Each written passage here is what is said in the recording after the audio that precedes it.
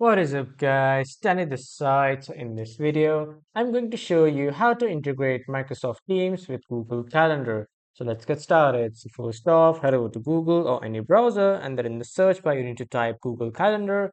And after coming to the Google Calendar, on the right side you can see this plus icon which is the Get Add-ons icon.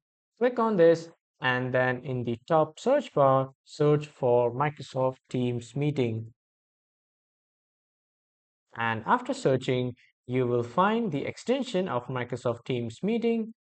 This is the extension. Just simply click on install and then install it to your Google Calendar.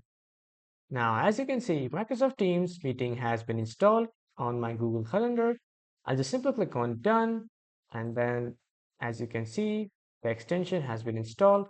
And after that, here you can see the icon of Microsoft Teams. So whenever you want to integrate, click on this Microsoft Teams once and then sign in or sign up with your Microsoft Teams account here and then authorize it.